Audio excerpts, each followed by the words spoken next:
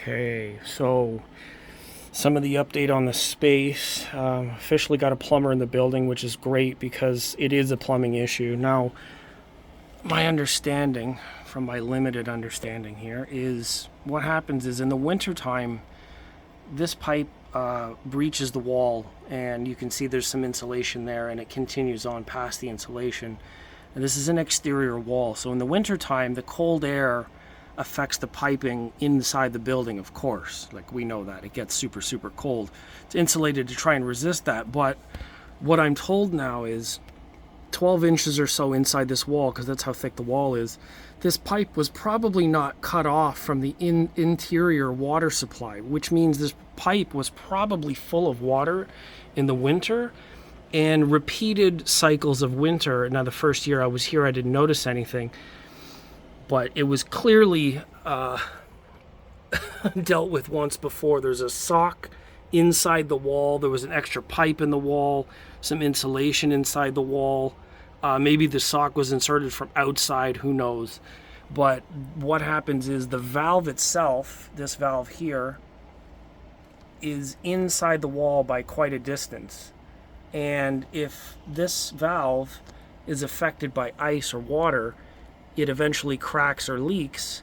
So when it's turned on, just on the other side of the closed valve, or maybe even inside, the water flowing actually trickles into the wall, down the bricks, and when it's on, it was leaking a lot more. So now this is a broken valve. Interior pipes seem to be fine. The interior water's turned off right now.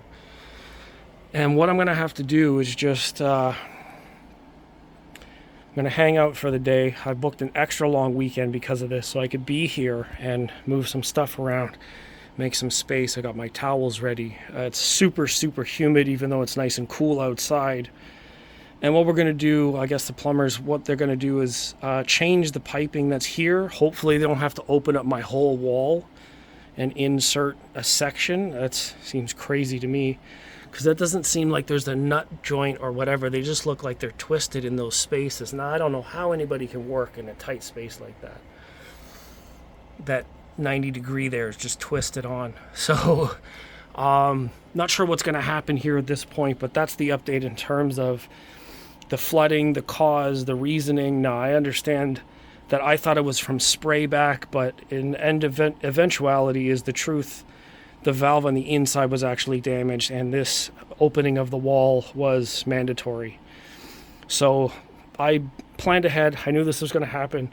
I had some things prepared. I didn't fix the floor. I didn't ask for a repair of the floor because this was going to happen anyways. Is what it is. And I've got my long weekend now for Canada Day to just be prepared. So that's the update on the floor for now. I'm just going to keep this one short, investigative sort of phase. Thank God somebody with experience knows what they're doing is coming in, and I knew that was going to happen. I needed to get this absolutely resolved.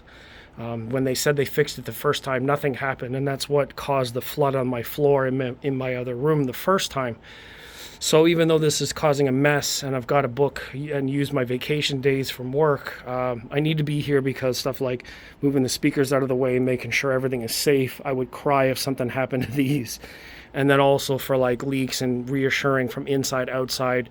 The hose wasn't the problem spraying. It was still kind of leaking, but not a lot. So I don't know how to explain that, but maybe because it's an open hose and it's not a sprinkler, which has resistive flow, the resistance in the pipe wasn't pushing water inside the building the same as it would with something else. An open pipe was just allowing it to flow easily. So if it was a kinked hose, or if it was moving around, or if it was resistant, then the leak here would be pushing more water into the wall and then eventually onto my floor and into the other room. So now this is definitely the problem, and I concede my theories. I'm not a plumber, and I guess I shouldn't really be trying to advise these guys on what's going on, and I'm grateful that they're here to actually solve this problem. So in the next couple of hours, we'll get some parts in here.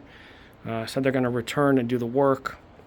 I have a little bit of a mess to deal with, but in the meantime, I think that this space is now saved, and once this finally gets resolved and I don't have this issue anymore, then I'm really considering like redoing the windows and redoing this front section. TV, maybe doing a proper desk, because the space in here is all janky. You know, there's a lot of stuff going on in this one space. Yes, all the speakers where they need to be, 7 positions, but the center channel's not right. And then sitting at the computer really low like that puts a lot of strain on my back, and it's not a really good position. So I'm doing a dual system, but maybe there's a better way to do it. So now that I've got this issue and this is happening, it's giving me time to think about how to process everything. Like the hot sun blasts on my window, which is 122 inches wide, 60 inches tall. It's blasting against the window all day long, against the materials, against the curtains, or into the space, and it heats up every single day. It's 20 degrees outside. It's probably 30 in my apartment, Celsius. So now that this is disruptive, I got a chance to think about how to do this over. How do I redo this? Do I push everything up against the wall? Do I use a different rack? What am I going to do with my height channels? I got a lot of things to think about. This is really not the best way to do things. I thought it was a really cool idea when I started doing it. Maybe this could be a different kind of like raising, lowering desk. Maybe I don't need all this stuff. I want to do a storage rack, so all of this and on the other side can go behind the TV, mount the TV to the storage rack, mount these on the rack. I don't know. Something like that. But I'm going to get to my windows. We're going to clean this up eventually. Probably have to redo the drywall. I don't know how they're going to do that.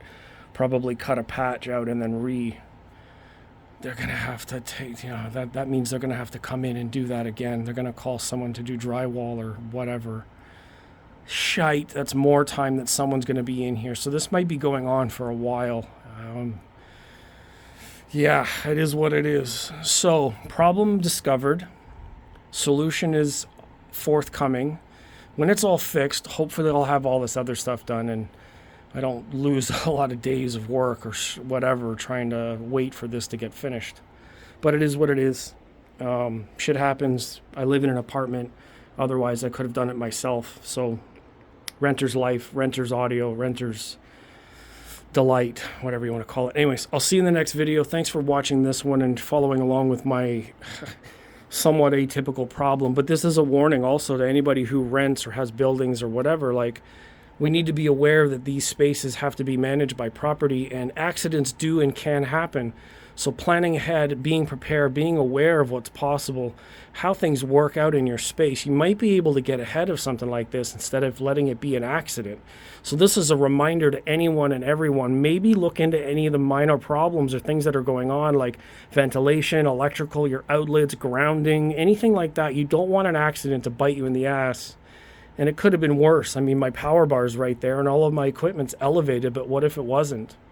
It could be big problems. So let this be a warning, and I'm telling and showing my stories for other people to kind of get an idea, like maybe this can happen to you, and I don't want it happening to my friends. So, yeah, the joys. Anyways, see you in the next one. Thanks a lot.